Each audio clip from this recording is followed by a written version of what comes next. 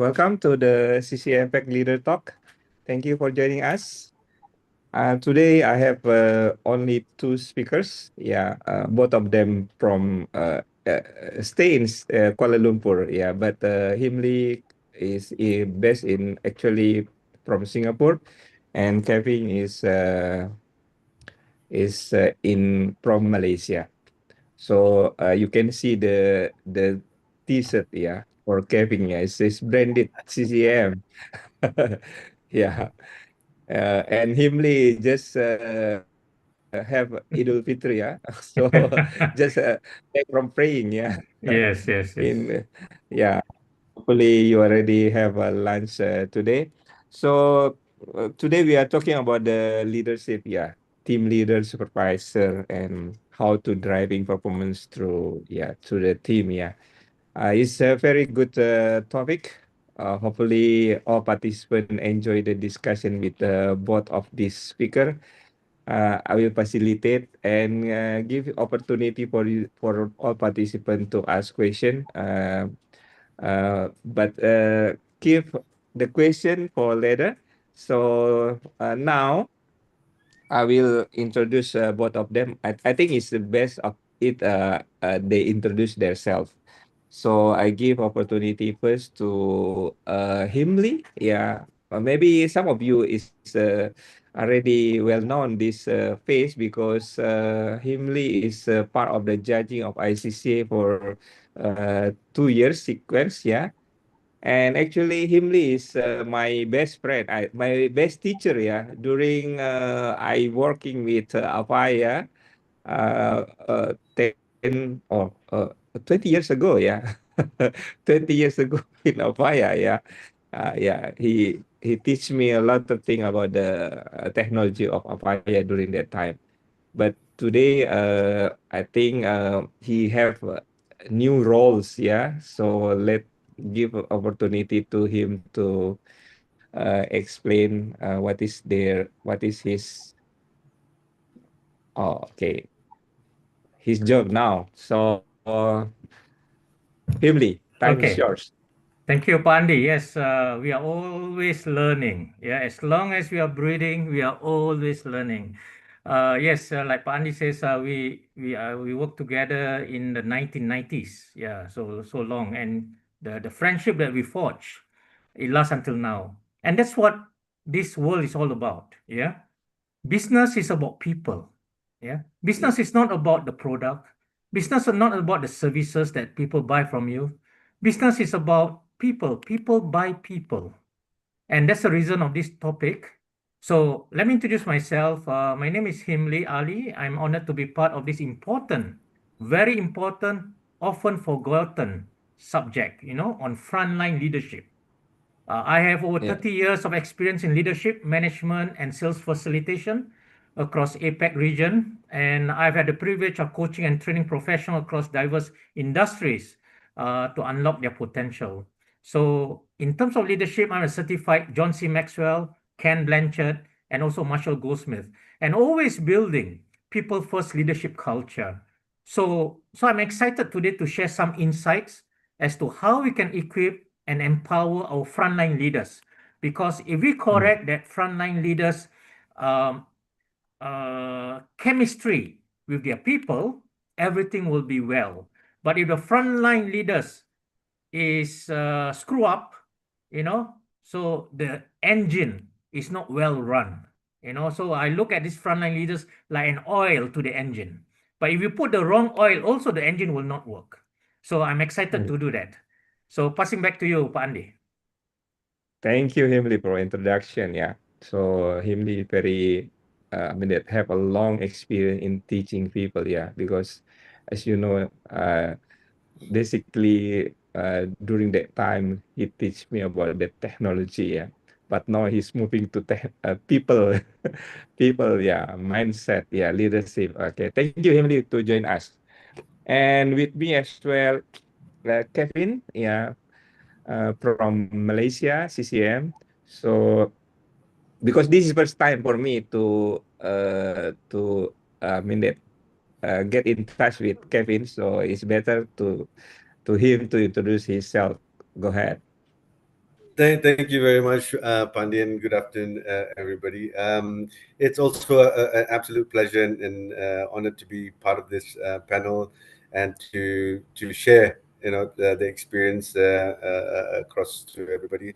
So I've been in the customer service industry for about 30 years. I started off picking up phone calls. I think as with most of everybody on this call, I reckon in 1994, November. I remember the date and the month. And I have been in and around the BPO and leadership, since then. So I'm also excited to share, experiences. And I mirror Himli's, introduction. The thing that doesn't change is learning, right? So here we are. So back to you, Buddy. Thank you. I think, Wow. Pandi, if I may interject, if we have a Yes. white beard, so at least we have 30 years experience. Yeah, yeah, yeah. It's very, I mean, that surprised that I know that you are coming from an agent before, so starting the wow. This is good time to tell the leaders how we can manage them. Okay, let's start with the first question from here. So, uh, actually, what is the role of team leader and supervisor? Especially during this condition, yeah. So many AI technology, yeah. So, what do you see the role of them, Christy? Kevin, go ahead. Sure. Thanks, Pandi. I mean, if you look back, right, the role of the team leader is one of the key contact points to our workforce, right? They are the closest contact point that we have to the people that we manage, and their role is so important, right? It's almost sometimes undervalued, I would say, but they have a significant role to play in leadership, shaping the team, driving KPIs, driving the business objectives. So I think they're almost all the time a little bit undervalued, but the impact that they have is super significant, right? And I've been privileged to be managed by a team lead and also to manage team leaders. And I think the evolution of how the management style and structure has changed is amazing. Is like a lot of diversity, right? And the role um, has been same in the sense that they still manage people, but Mm, they have to now deal with a lot more technology, a lot more complications in the workforce, a lot more processes. So they are the key to actually driving a business objective. I Um, see. yeah. So So that what do you think how to make sure that the team leader because they're very important. So do how to make sure that they are prepared to be the team leader? well, I think they generally two kind of pillars out, or not pillars, but two two areas where we can focus on, which is either grooming them or hiring Yeah, them, right?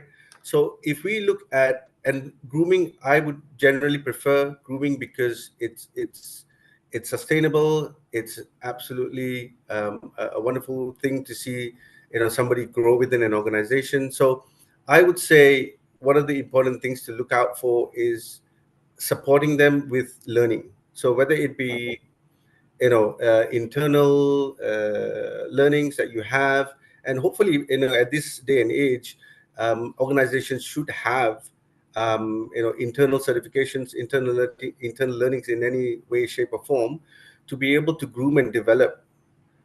So I I think see. that's one. Yeah. Okay. Thank you, Kevin. I invite Himli to add on this one. Yeah. So I echo Kevin's sentiment. I've been in the technology or contact center for 20 years, and managing and consulting contact centers also thereafter. We see the evolution of the contact center from a simple answering of calls to now talking about intelligence, automation, and how to run the operation in a Yeah, much more conducive, but at the same time profitable for the agents. Now, the thing is this, when we talk about managing the agents, especially the frontline managers or frontline leaders, initially it was managing people, answering calls, how to create that customer service centric language. But over time, as technology pile up, these frontline leaders are tasked to manage technology now. Okay. When they manage technology, they forgot about managing people. Now, like I said earlier, people do business because of people. Whether they like you or not, it's not because of your product, it's not because of your service, it's because of how you treat them. So we need to reinforce, we need to re-highlight, we need to re-engage back the frontline leaders, why they are there in the first place. Yes, technology is important, but the main thing of fronting the calls are people. Technology is in the back end. So I see these frontline leaders, their role as three C's today, and it's much more important. They should be the coaches, the champion of coaches for the agents. They should be the yeah. communicators, right? Communicate. And then lastly, they should be the connectors to make Okay. sure that the agent are doing the role well, because by doing that they will be enabling the capacity of the agent Mm. itself, and then to groom them, because you see, if they are not supported in this way, they will just leave. How many contact center out there have high attrition rate? When we bring in one new agent, there's cost to it, there's time to it to train them, yeah, to the level that we want. So it's very important that when we train them, we keep them. And how to keep them? Well, that's management, not through the mind, right? But through the heart. So Okay. I'm a strong advocate of leadership through the heart. Yeah, talk to the heart, manage the heart, and they will stay on with you longer. Wow, thank you, Himli, to point out about 3C, coach, communicator, and connector. So this good point. So if you are thinking that now is I mean that so many technology in contact center, so agent have to be managing themselves to what is to utilize the technologies better to high performance. So Kevin, back to you. How we coach agent in terms of this one as a team leader, yeah, what is the methodology you are thinking that good to how to teach to coach agent? Um, yeah, that's an interesting question because there are a lot of methodologies out there. There's I think a lot of us nowadays use the SMART methodology, right? So it's being specific, measurable, and so on. So there are a couple of methodologies that we can actually use, and that's a great guideline, right? And that's a general guideline that will allow the team leader to coach. And I think what's important is that if you have a team of 100 people or 600 people, right? If everybody uses that same methodology, then you know, or at least to a certain degree, you're assured of the message being across, the message being the same across, right? Mm. Um, so having a methodology, and I think one of the great ones is the SMART methodology, right? Will be something of a standard that everybody should be looking at. There's not only that; there's a couple more, I'm sure. But it really also boils down to being as what Himli was saying, right? Taking care of the team.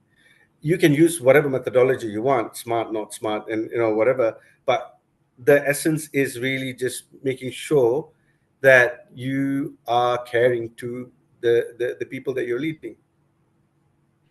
but sometimes, do you experience that sometimes team leaders not prepared to have capability to coach the team? Do you Oh think yes. something? Yes, yes. There's so when we look at the team leaders, there's obviously a different degree of competencies between the team leaders. And Mm, if you're managing a group of 10 team leads, you will see that some are a little bit more optimistic, some are a little bit more pessimistic, some are very positive, hyper, and some are not so. Right? There also some are reclusive. So I think as part of the role of leaders in leading the team leaders, it's up to us in management to guide them, to motivate them, and show them how to do it. A lot of the times I think the mistake that we do is, oh, here you go, Kevin, here's a team of 10, and these are your KPIs. Please use the smart methodology and train your team. There you go ahead. A lot of times we don't really show them how to do it. I think that's what's missing sometimes. We need to be able to sit down with them and say, hey, you know what, this is how you coach, or at least sit in with them and guide them and help them and support them. So one of the important thing is being able to kind of cascade that culture or that mm, caringness or that affection to the team across a lot of different characters, a lot of different personalities, because you want that to resonate with your team eventually, right? So I think that's one area that we can start with, Pandi. I see. Would you please to elaborate what is SMART stand for that you have mentioned? Is it a specific measurable? Is that Yes, that's exactly it. okay? Thank you, Kevin. So back to Himli. So maybe you are mentioned about the team leader to be coach. So sometimes team leader not prepared to be able Yes. to coach. So what do So you? two things first. We need to sort things out before we engage in the coaching model. Yeah. One is from the team leader to the agent, they must be coachable. If they are not coachable, what methodology you put in, the best practice, they'll still not sink in. All right. Because they're not coachable, because they think their way is right. And when we tell them no, this way, they are still very stubbornly stick to what they know. So they must Okay. be coachable. And Okay. secondly, is that the term coaching is nothing negative, because a Yeah. lot of people think, oh, I'm coaching, I have to go to a coaching session, I did something wrong.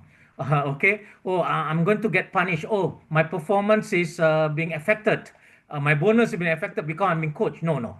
So we need to change the Mindset. perception of coaching. Coaching is to help you perform better. Coaching is to help you fulfill the KPI so much so that at a higher level, the company will be able to serve the customer well. Now, coming back to the coaching, methodology, I have a methodology like coach, ask, and empower. Okay, I so see. coaching through one-to-one on strengths and development. All right, not just metrics. Yeah, yes, metrics is a data Mm, to show them that, hey, this is the thing, right? It's mm, not something that I'm accusing you or I'm taking it out from the sky. This is the facts. Now let's see how we can improve it. All right, that's I one. Okay, on one-to-one, that is the best. The other one is asking powerful question. That means not telling them, but question that will ask them to think, reflect, and have a self-discovery, how they can do better. Because then I ask for solution. The solution coming out there or from their mouth is better than from yours, because anything that's coming out from the mouth, they are accountable. Yeah, they're accountable for it. And last but not least, empower them with autonomy to solve problems. Do not micromanage. Because when you micromanage, it's as if uh, I'm not doing, I'm doing something right. Everything is been, it is quite stressful if you're micromanaged by team leader. Yeah. So we need to give them the autonomy. We need to give them the trust after they understand what they need to do. Right. So from, for example, Marshall Goldsmith, they have this feed forward. You know, you have feedback. When you say feedback means we usually refer to something in the past. But Marshall's Yeah. Goldsmith method is feed forward. Think about the future. Learn from the Mm. past, correct it, and let's aim to do better for the future. That is feed forward. The other thing I is see.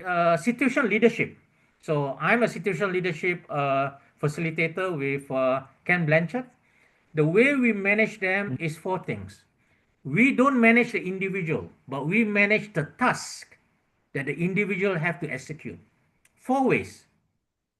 When is the time to be directive for the person to do a particular task? When is time for you to coach them for them to do a task? When is it for you to support them to do the task? And when is it for you to delegate them to do the task? So an agent can have three tasks. The first task is new, he's excited, he don't mind to be coached, so he can be directive. The second task Okay. is that he's not too sure, right? So he's disillusioned, discouraged. So you need to have the coaching, leadership. And the last Mm. one is he's expert in that particular task area. Delegate. Delegate. That means you don't micromanage. Let him be because he's expert in that. So one person, Yeah. you as a team leader, a frontline leader, manage that individual person three leadership style, three coaching style: I directive, I coaching, and delegating based on task. Wow. Yeah, It's very just a good snippets framework. of a Yeah. situation leadership. Alright. Thank you, Himli, to take a note about situational leadership, and this is coach, ask, and empower. So, I'm back to Kevin here regarding this. Yeah, sometime beside of situational leadership, so sometime team leader experience about the emotional condition, yeah, emotional in leadership, yeah. So what do you think about this in term of implementing in contact center? Because an agent facing the problem of customer with emotional sometime. So what do you think about this? Kevin? Um, yeah, so finally, you're asking about the emotional managing emotions with the team leaders and for them to manage the team, right? Yes. So I think, yeah, it's super important that we it's a brave new world out there now, right? So it's super important for us to first empower the team leaders, is what Himli was saying, delegate and empower them so that they are able to manage the situation. Um, where emotions are concerned, look, frontline agents, we are all emotion, right? We're all emotional, and we can have good days, bad days. Sometimes we can be upset because our customers, like maybe upset us, right? So there's Yeah. always a degree of emotion that's always involved. I think the team leads, should be able to be there for them as an emotional support, but not emotionally involved, right? They need to kind of stay one step behind and look at it from a perspective of, hey, how can I help you, and not be emotionally involved at the same time, bearing in mind, being empathetic about the situation. That's where I think the emotional intelligence, EQ, comes into play.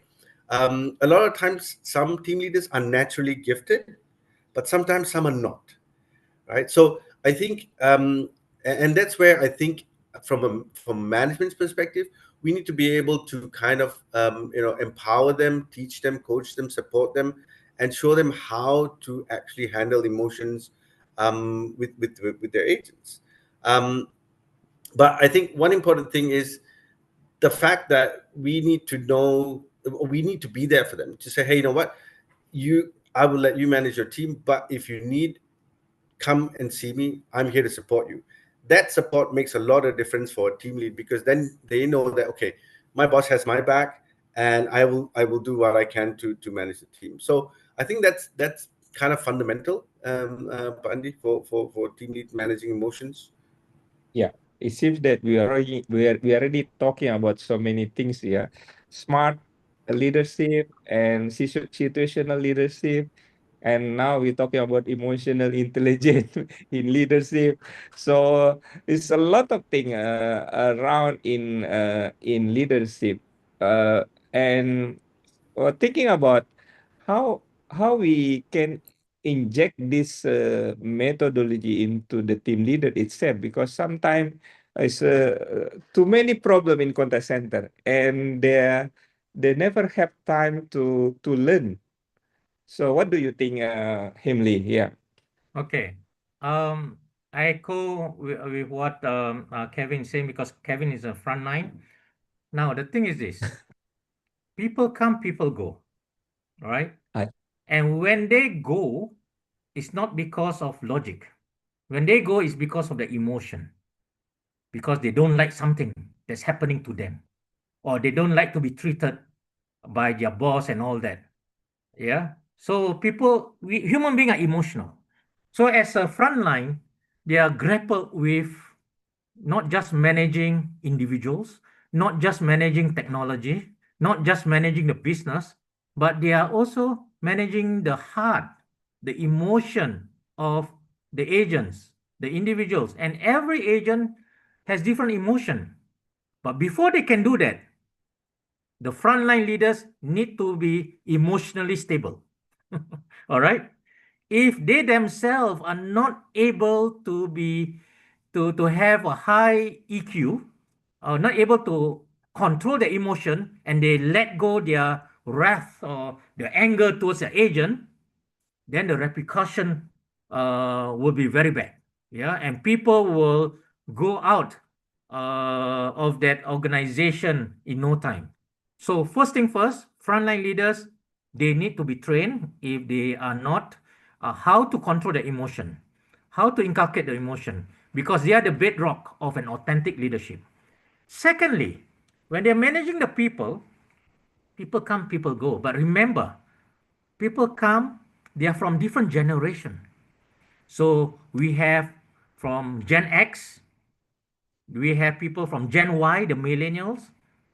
Now the newbies, yeah, coming up from the fresh from the grads, first time a job, they are from Gen Z. Yeah. Then after Gen Z is what? Alpha generation. As a leader, we need to understand their psyche.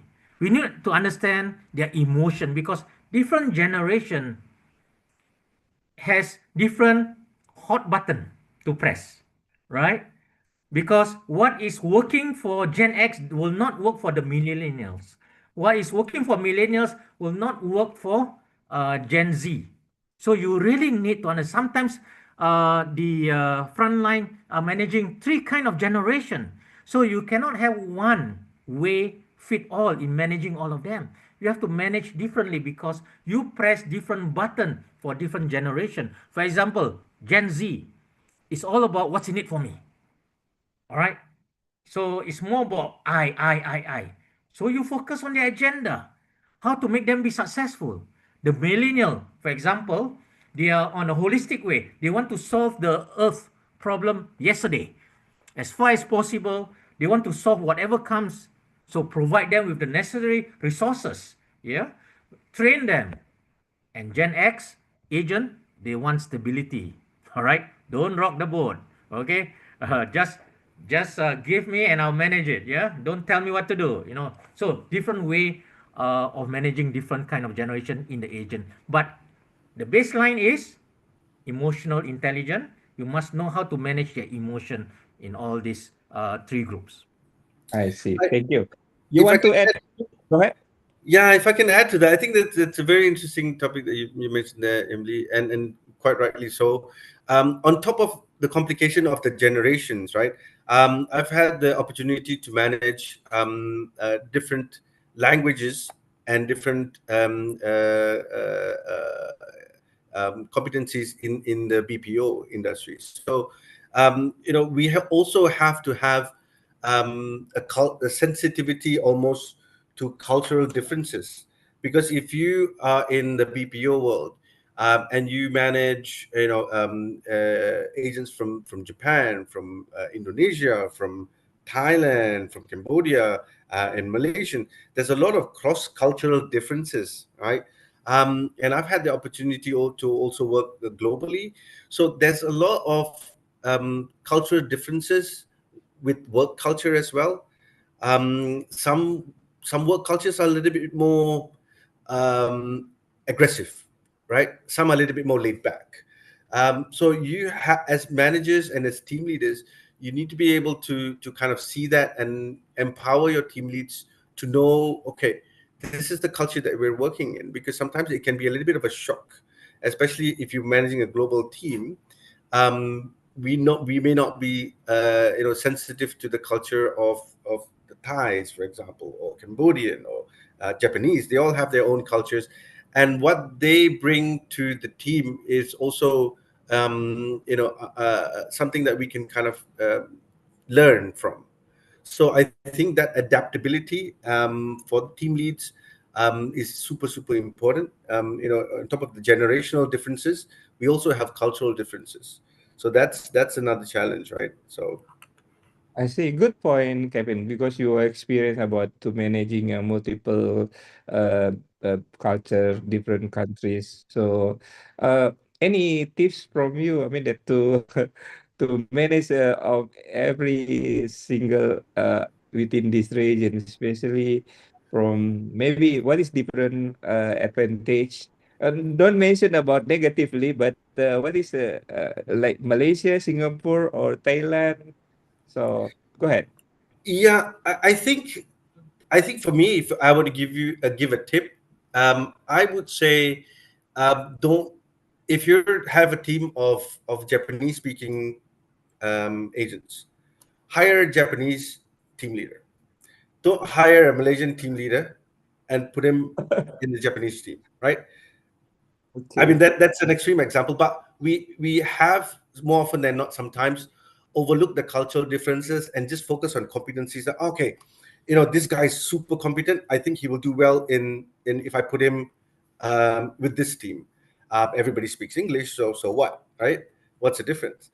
So, but there's a lot of differences where work culture goes, how they communicate, the level of communication is also a key factor. So, if there was a tip or suggestion, I would say, hire the right people for the right team, and make sure that they are aware of the nuances that the team has. If it's language, it's language. If it's a different, if it's like specific to a competency, then a competency.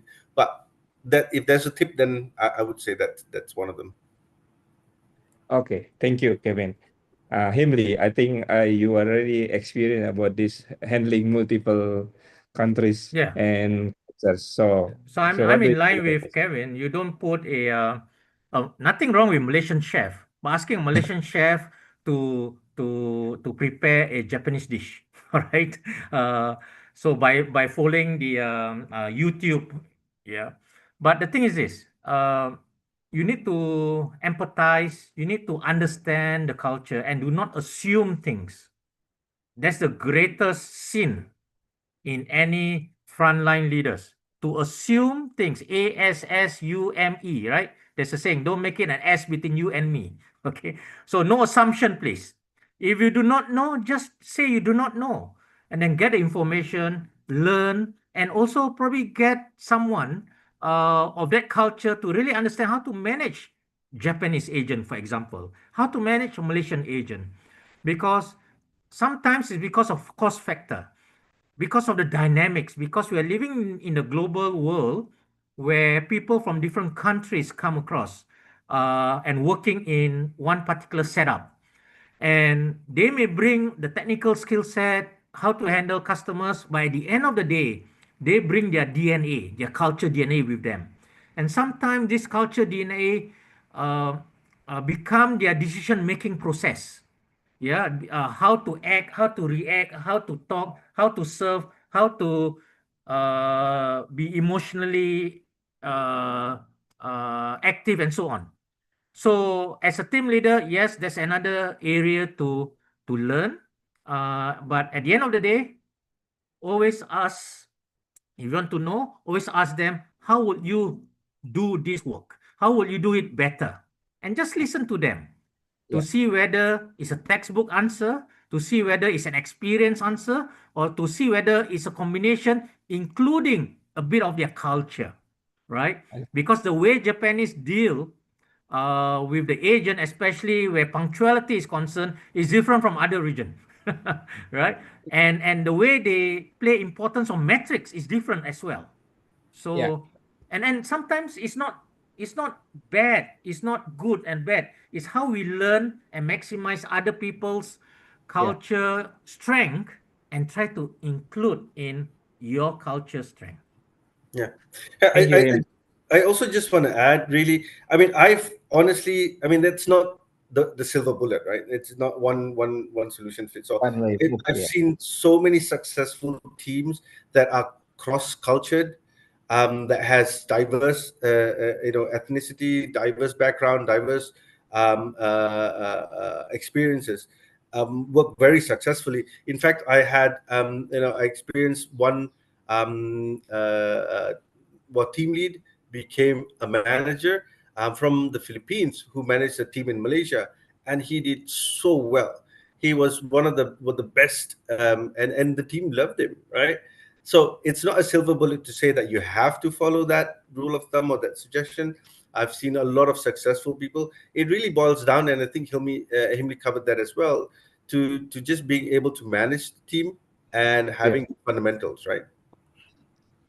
Yeah, but we cannot avoid because cross border now. I mean that people coming from different countries to working together, and I think it's happened in contact center as well.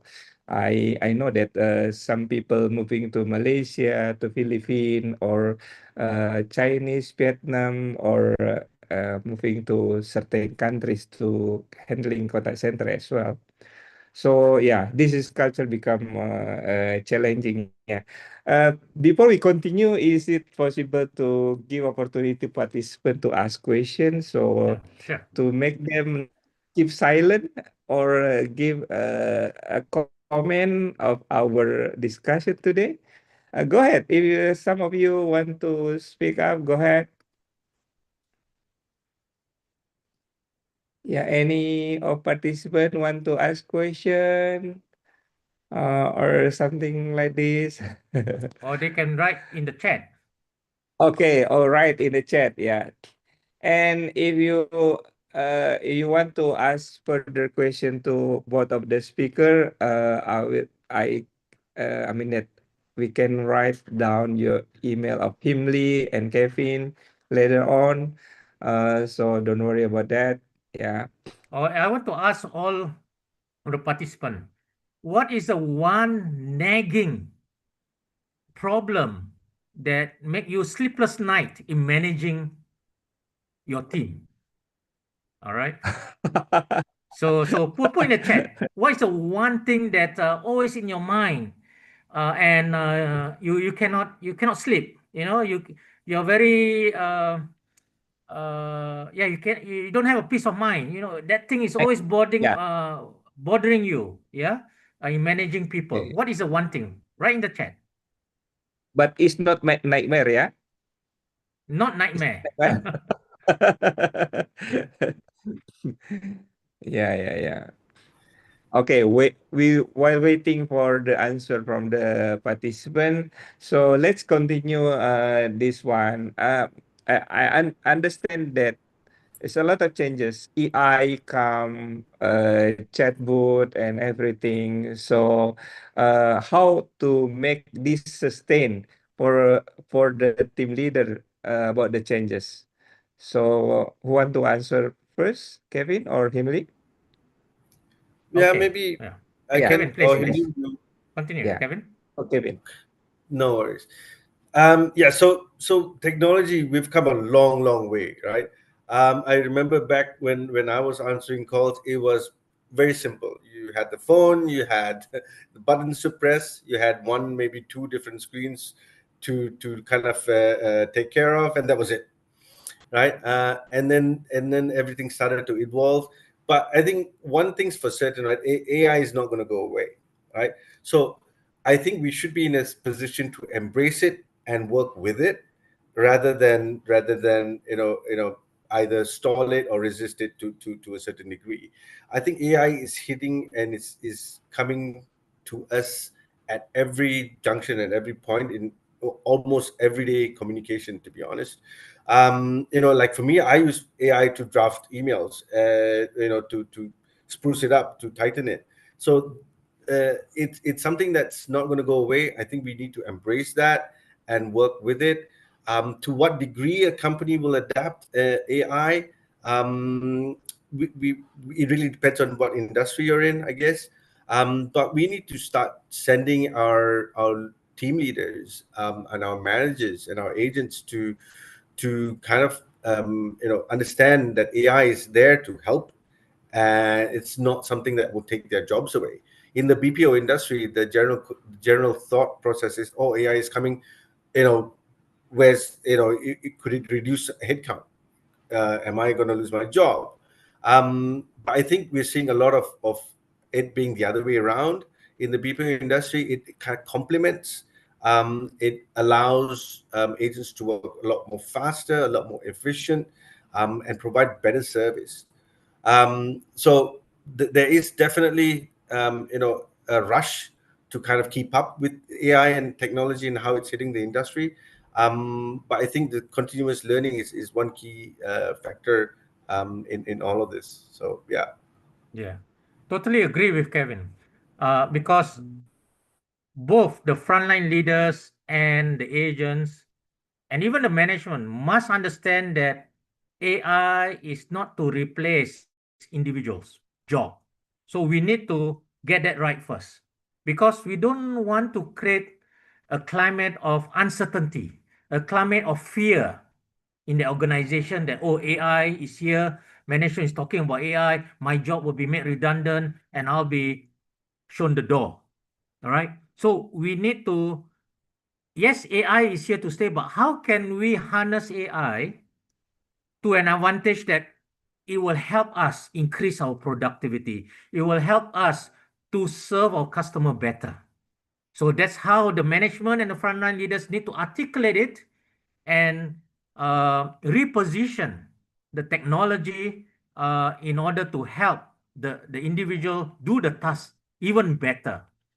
Because the last thing we want is for them to have fear in their rice bowl.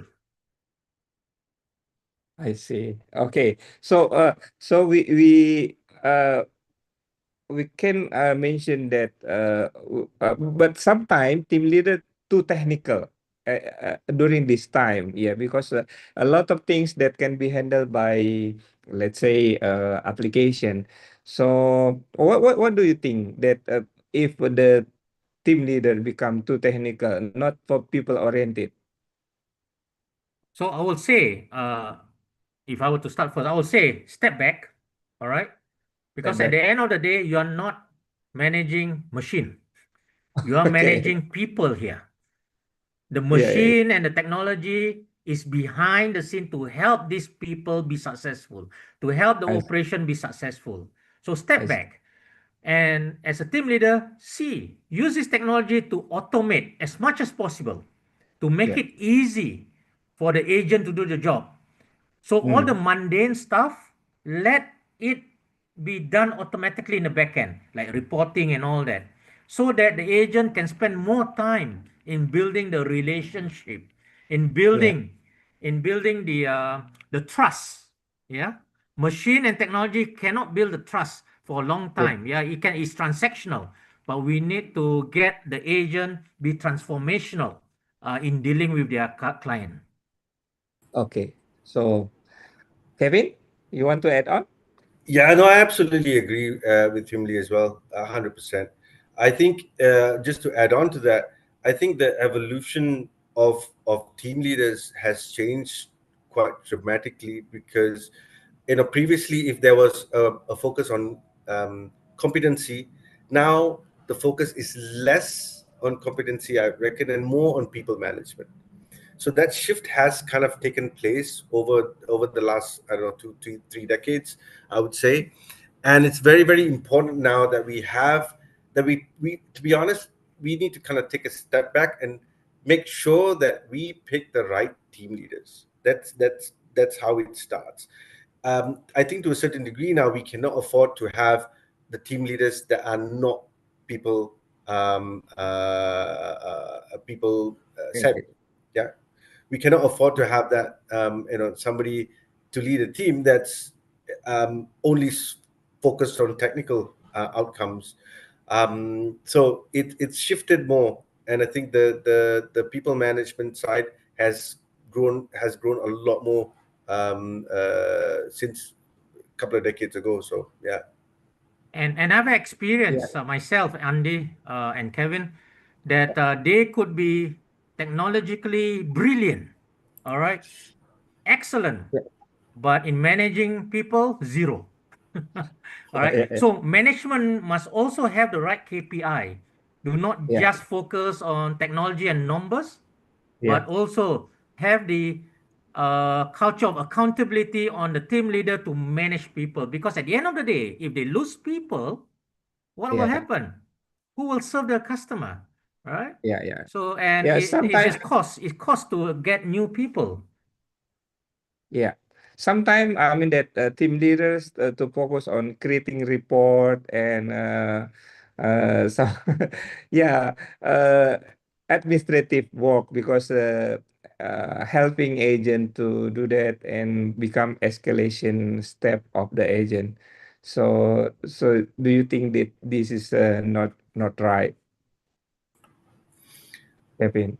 Um, well, I mean, look, previously, if a team leader would do both the people management, data reporting, analysis, deep dive, Yeah. he's like the one man shop for everything.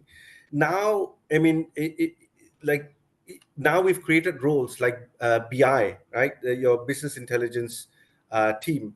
That 10 years Yeah. ago, there was no such thing, right? The team leader was the business intelligence team. So now that Yeah. we've created different competencies, or we've created specific roles for specific needs that has arisen, and those needs were, if it was previously all rolled into one in the team lead, has now kind of branched out. So I think, like I said, I go back to the fact that I think now the need for team managers to be a lot more people management savvy is super super important. Okay, thank you. I have question here from Kiran. Yeah, hopefully I read mention good. I mean that the right name. Yeah, Kiran. So the question is how to turn around a non-performing team leader. It's not non-performing agent, but this team leader itself. So maybe you have a comment regarding this. Yeah, Yes. I have another question from Iqbal as well, but let's go for Kiran first. Go ahead. Yes. Okay. Non-performing team leaders. Yes.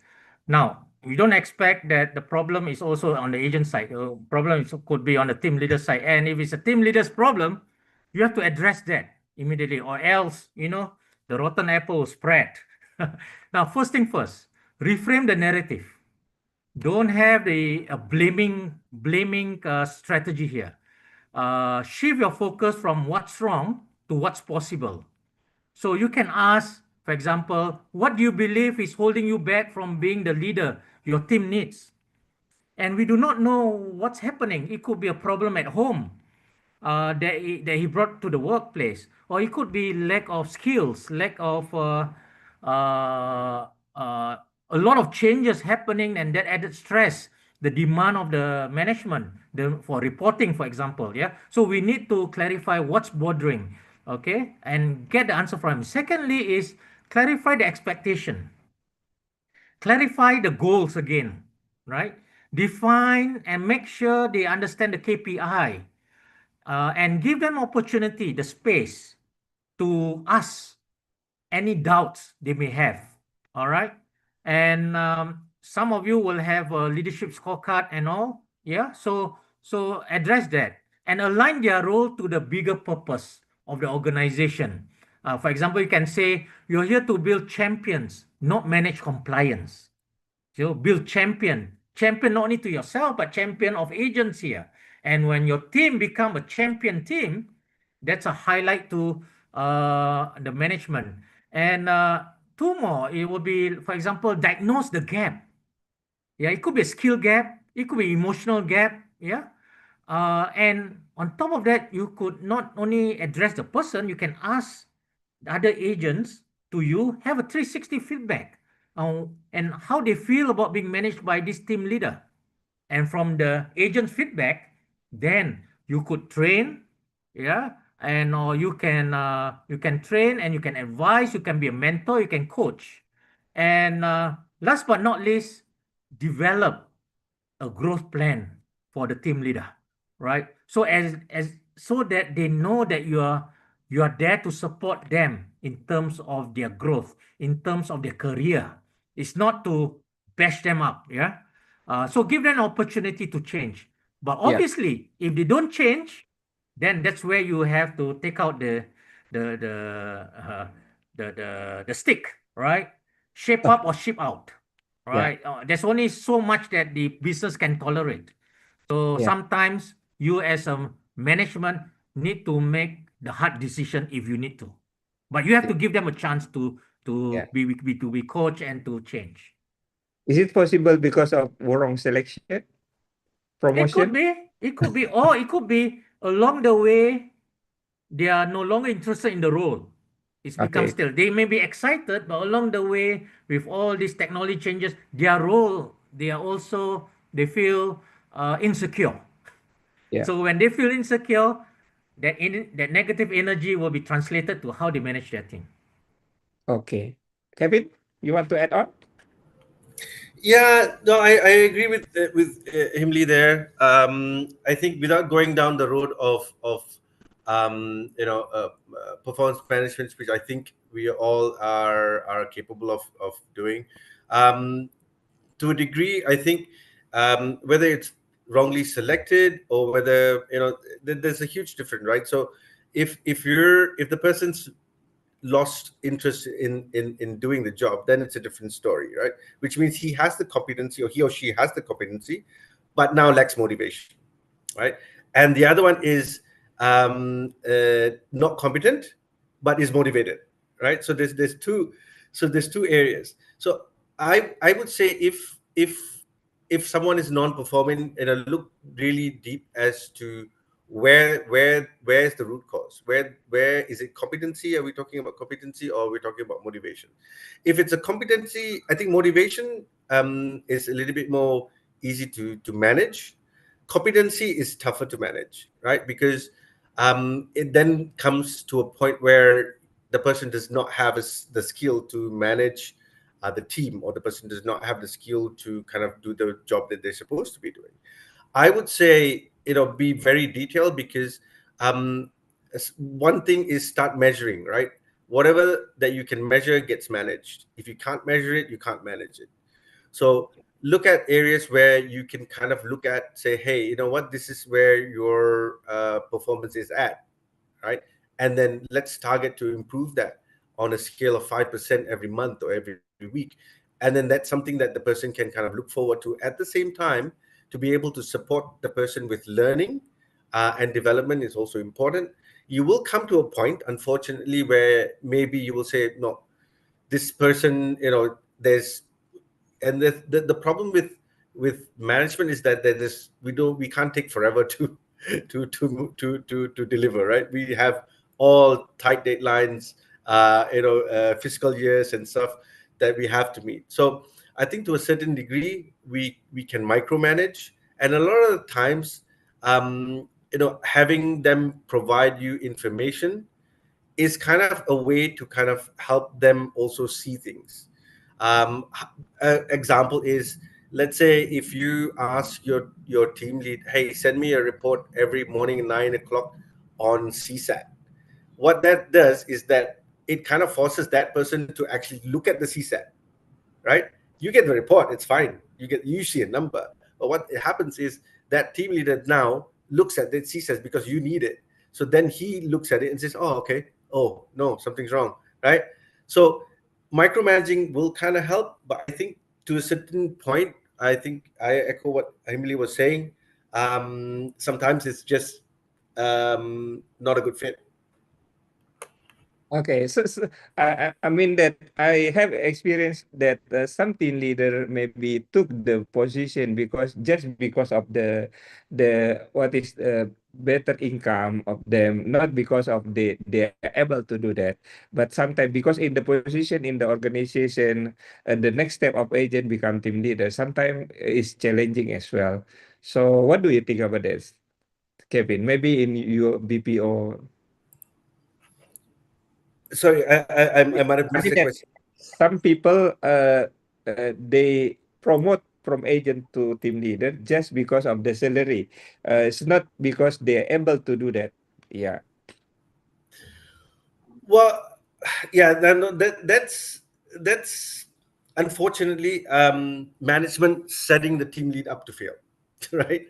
So you have to set you have to set your leaders up for success. So putting somebody in a position where, just because of salary differences is really the wrong principle of development. And I think Himli would probably have a better insight as to like the details Okay. of development. But I think, yeah, it has to have you have to have certain guidelines or processes to make sure that you are setting that person up. And I've seen this, unfortunately.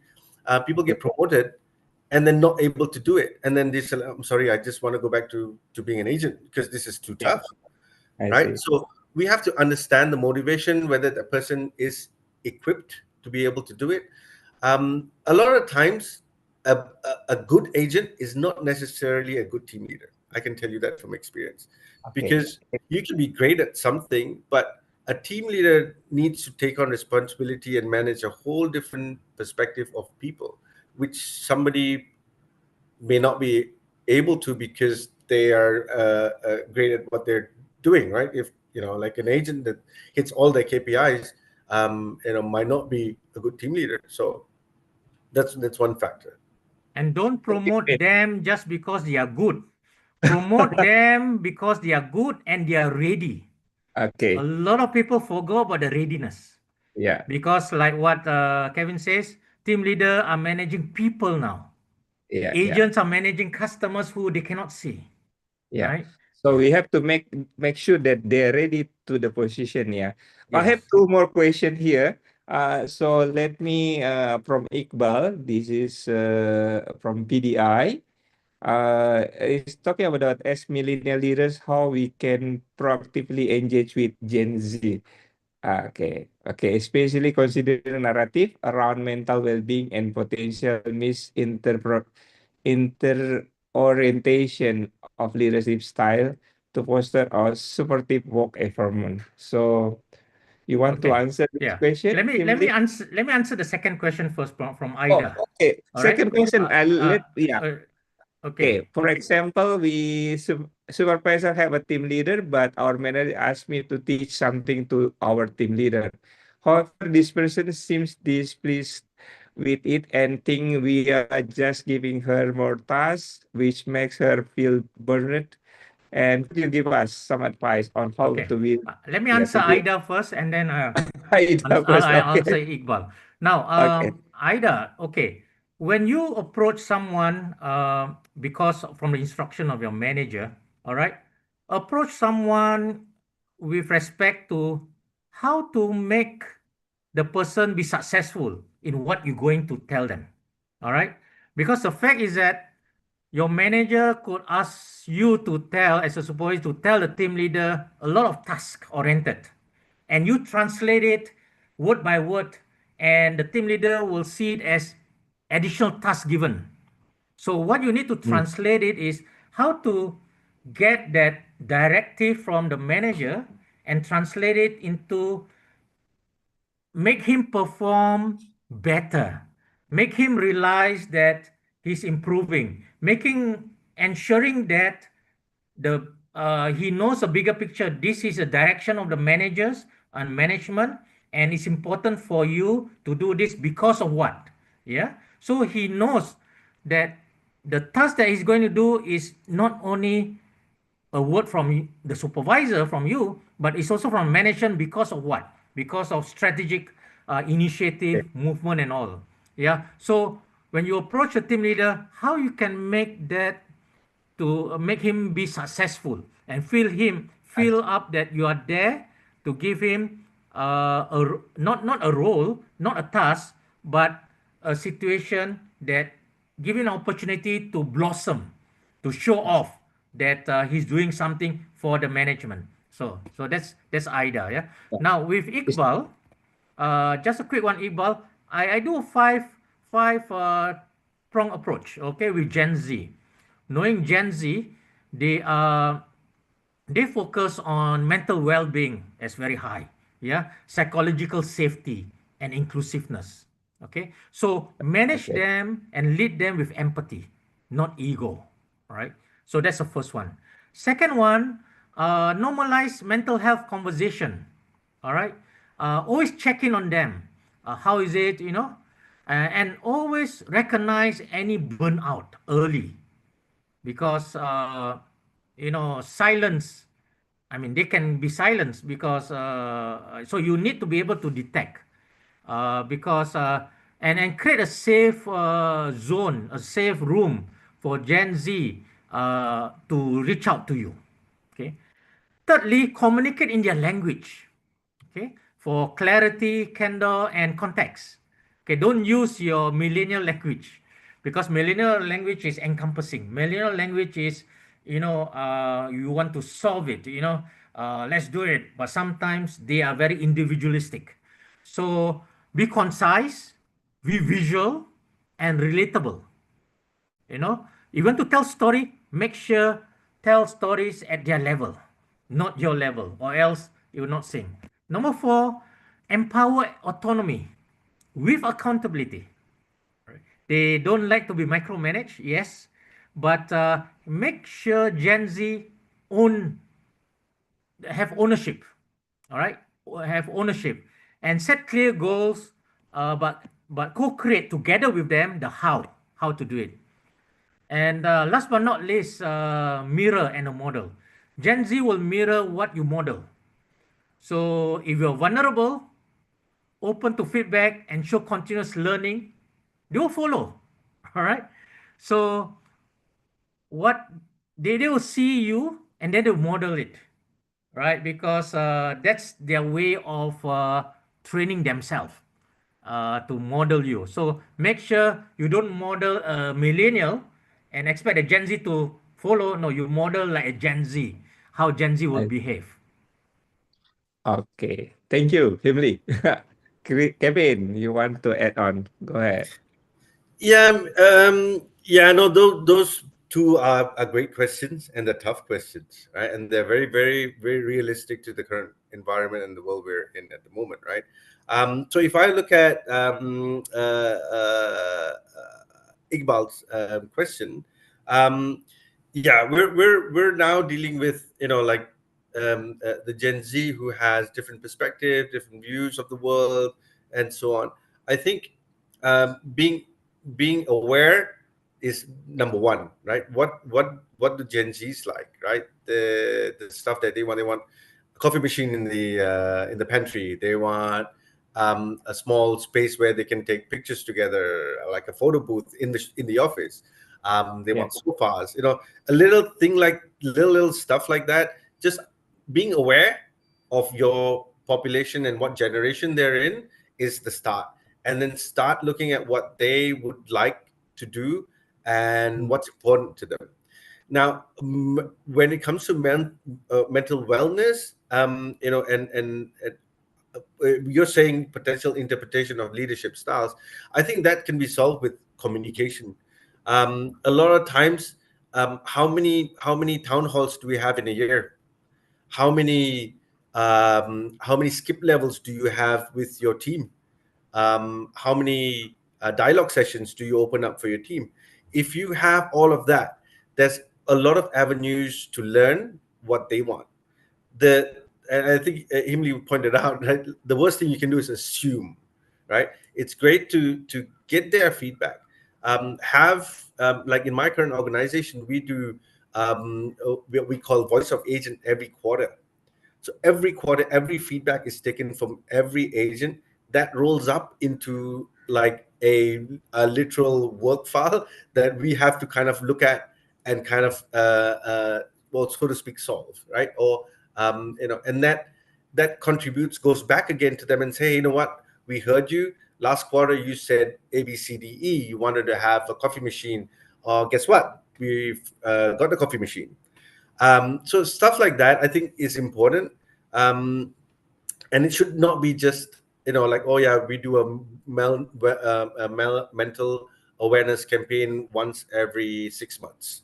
It's got to be a constant, and it's got to be there, and it's got to be seen, right? And then I think that's where the new generation would appreciate it. For Ida, this is a bit tricky, right? I think it starts with you or with us, right? If a directive is given to us, we need to go back and say, hey, why? Why is this? Why do we need to teach this? What's the value? What's the purpose? So once you understand what that learning is for, then you can now kind of convey that learning to the team lead and say, hey, you know what, we're doing this because A, B, C, D, E, or we're doing this so that we can make our customers a lot more happier. And be honest about the conversation. Like if you already know that the person's not so pleased and thinks that it's more tasks, just ask them, like, why do you think it's more tasks?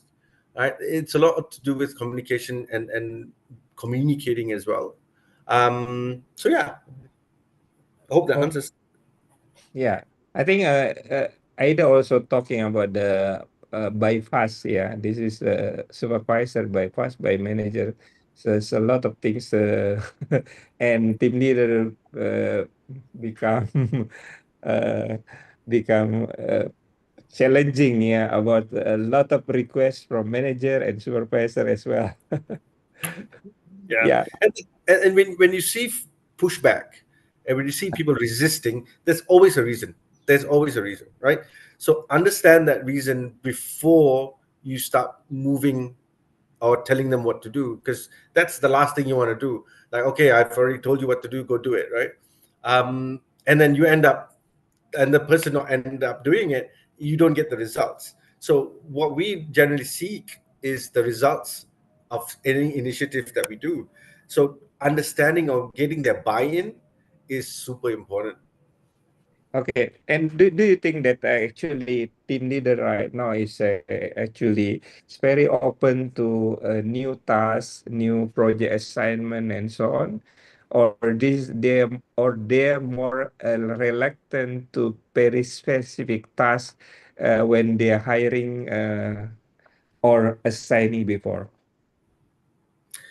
Maybe if I don't mind, if I can take that first. I think the the the the the workforce now is very, very tuned to the need that they want, right? Mm. Some of them will say, I don't want to accept any job that doesn't work from home. They will go back to the job description and say, hey, you know what, this is not in my job description. I'm not supposed to do it. I'm not doing it. I see. um, and 9 to 6, 6 o'clock, I'm out. Don't expect me to stay back. So that's a different change in, as well, in Malaysia at least. That's a change that I've seen, right? Previously, we really don't are not very specific, right? If our boss tells us to do A, we just do A, and say, hey, no, I need you to stay back. There's very rarely pushback.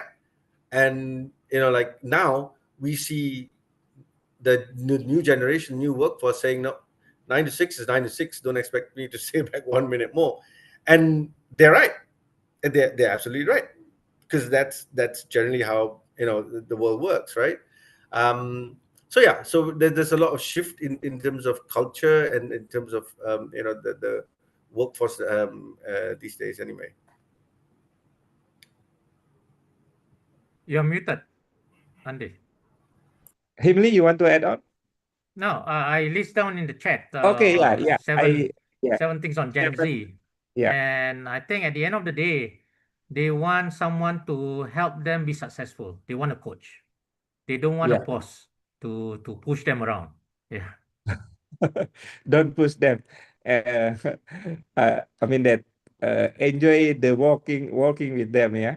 Yes, yes, yes. Yeah. Be with Eh, them, because I think uh, we don't. It's how, I mean, I'm a Gen X, so the Gen Z are my kids, my children, right? And we give them the best because yeah. we give them everything that we do not have when we are young.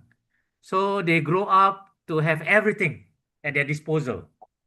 Yeah. So in terms of we need to help them in terms of resilience. We need to help them in terms of hard knocks. Yeah, and that's the reason why being a coach is very important to them. I see.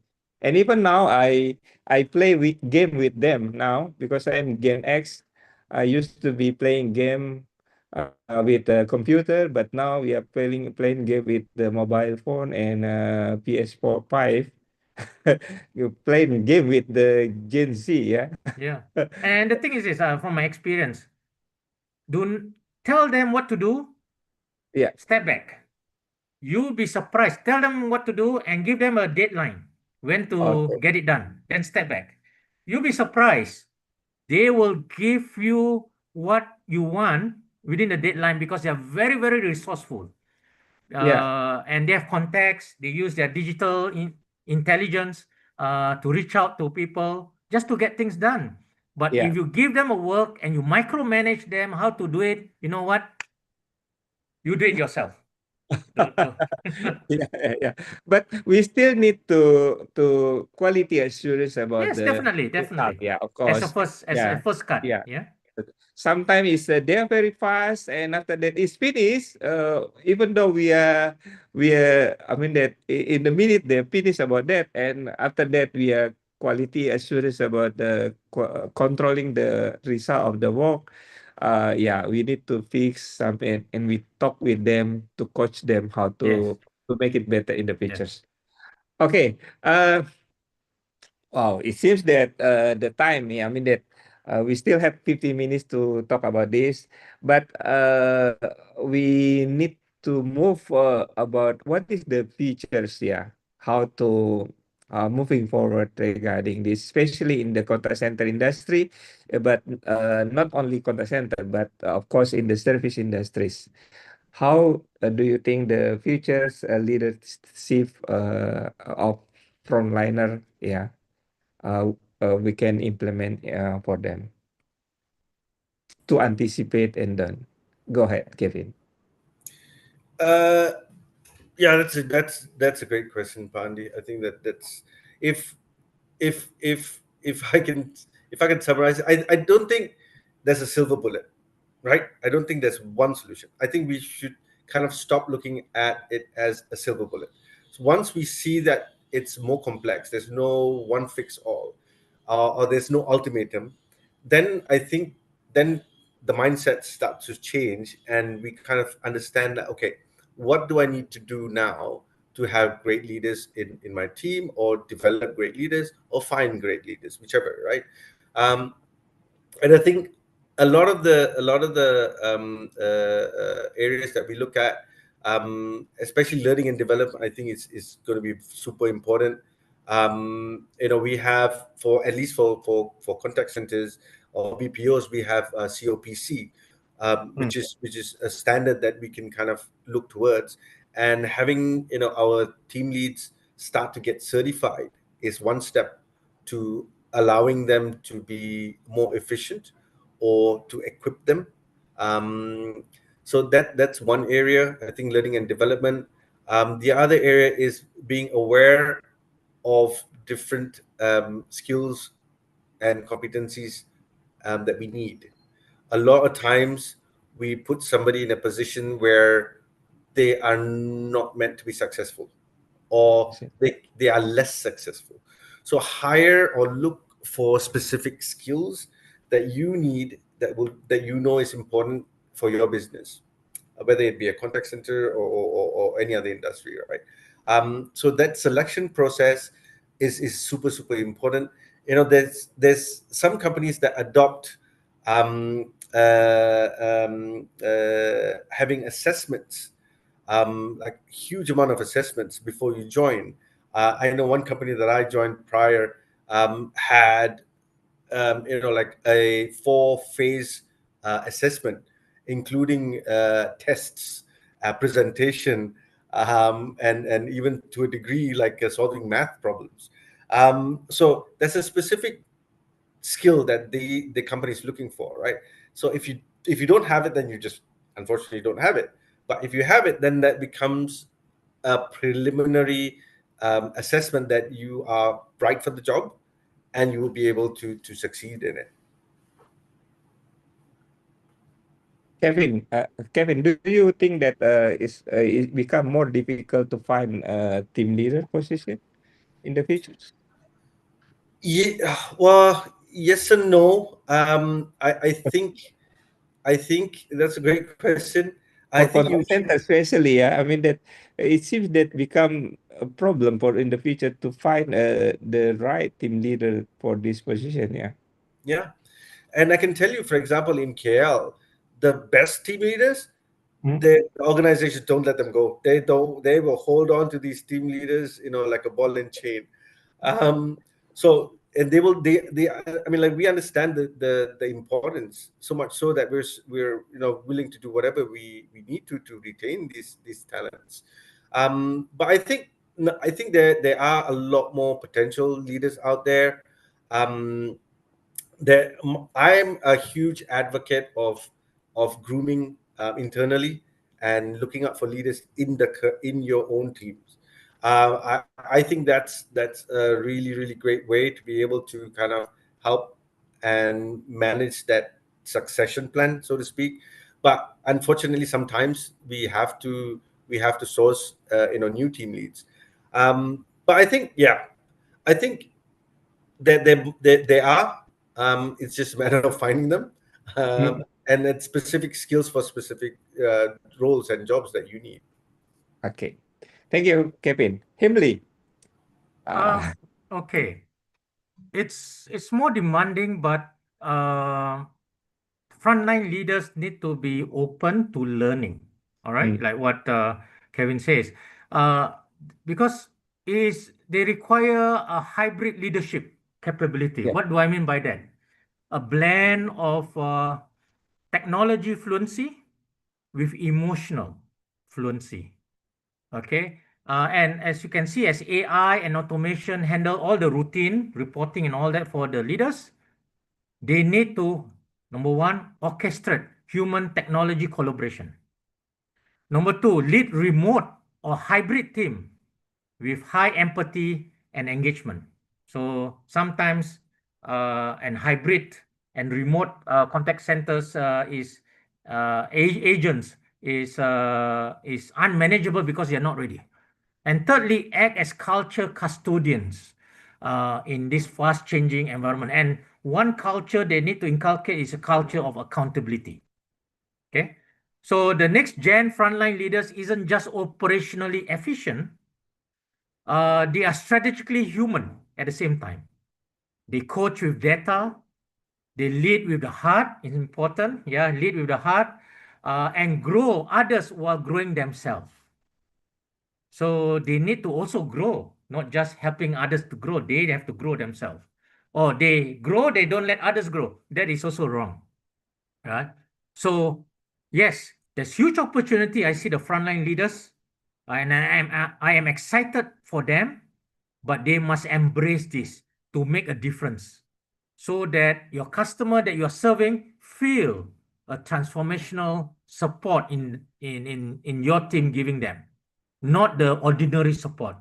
So customers today are much more demanding than yesterday. Customers, all right. So how you can give them a delightful journey while interacting, while serving them. And when you serve them with a heart emotionally, they will remember you. Just like a quote by Maya Angelou. He says, people will forget what you say, people will forget what they hear, but people will remember how you make them feel.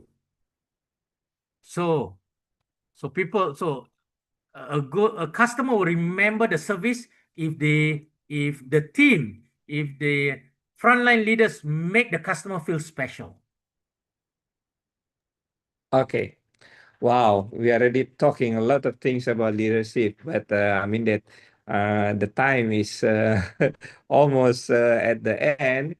So I give, yeah, we already talking about the 3C: coach, communicator, connector, smart leadership, situational leadership, emotional intelligence, uh, well-being for Gen Z, and there's a lot of things here. I think uh, good insight, yeah.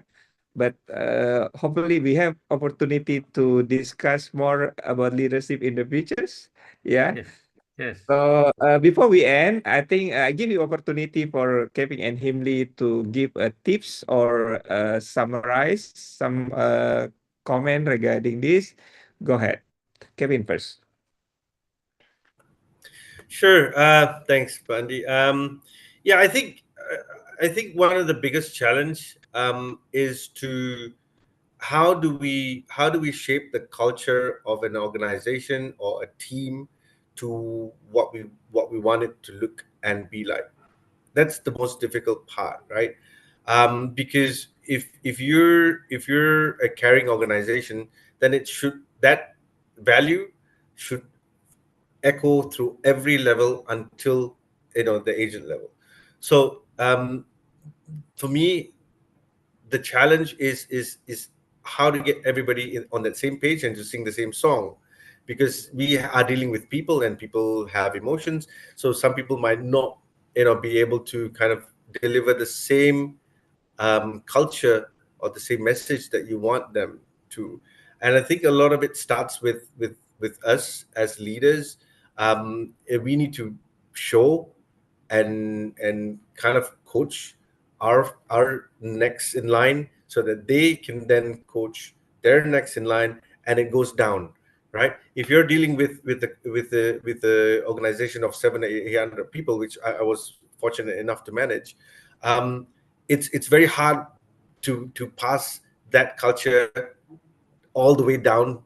And I think a lot of the effort that we do needs to echo that same message. So I would say invest a lot of time into looking and learning, and have open dialogues, create communication channels, allow your team to talk to you at every level. I think that kind of, for me, is one of the few keys. Again, there's no silver bullet. That's just some things that I feel that resonate with me specifically, and I hope that I'm able to share, and everybody and the audience is at least able to take something away. So thank you very much for this invitation, Pandi. It was also great to see everybody on the call and being interactive. Thank you, Kevin. You highlight about the culture and open communication. Himli, For please. me, simple. Go back to basics. Sometimes we overcomplicate matters. All right. When dealing with people, we're dealing with the heart, not just the logic. Yeah, we're dealing with the heart. So I leave you with one thing. Manage them as how they want to be managed, not manage them as you want to be, you yourself want to be managed. No, manage them as how they want to be managed. They, not you. Yeah.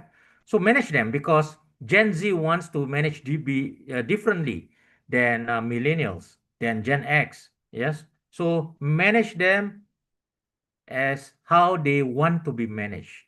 And if you do not know how, learn how to manage them. And if it's too difficult to learn, just know one thing. Everyone is different. Everyone has this, what you call the heart, and every heart is different. So understand them, talk to them, and build a relationship. And one last thing is, make sure you work towards making them be successful in their role, and they will cling on to you. If you manage them to make you be successful, you manage them to make the organization to be successful, they will slowly go away. But if you manage them to make them be successful and grow their career, then they will hold on to you. Wow, it's very challenging, Himli, about that. Manage them in the way they want to manage. This is very difficult statement, yeah. Yeah, that's why Because in one of my points there, give them a structure, but be flexible. okay, yeah. Good point, but very difficult. Yeah, sometimes, yeah. Okay, challenging for the manager as well. Yeah, supervisor manager to uh, in organization to develop the team leader. That's why I say that it is very difficult to find new team leader because of the so many challenging have to be done for them. Okay, anyway, we still have question for the features leader talk. Hopefully you will welcome to be invited for the next leader talk again. Thank you, Kevin, for the good time with us. And Himli, thank you for joining with me and stay connected with all the leaders. Thank you very much for the participant. Stay here to take photo together if you want, please. And don't forget to participate for the next leader talk next month. See, almost similar topic about leadership again. Okay, take photo, team. Okay. You want to be, yeah, please joining Everyone us. turn on their camera, yeah. Yeah, turn on camera so we can take pictures together. Thank you, Bu Lisa. Thank you, Pak Iqbal, for joining us. Yeah, thank you, Pak Eko, Pak Samsul, Bu Nova. Thank you. Yeah, it seems that the majority is coming from Indonesia. Yeah, because most participants from Malaysia already left. Yeah, yeah, yeah. Okay, take photo. One, two, yeah, three. Thank you. Yeah, thank you. Yeah, Thank you, Thank you, Lex. everybody. Thank Have you, a good Bande. day. Thank you. Thank you, bye. everyone. Much, everybody.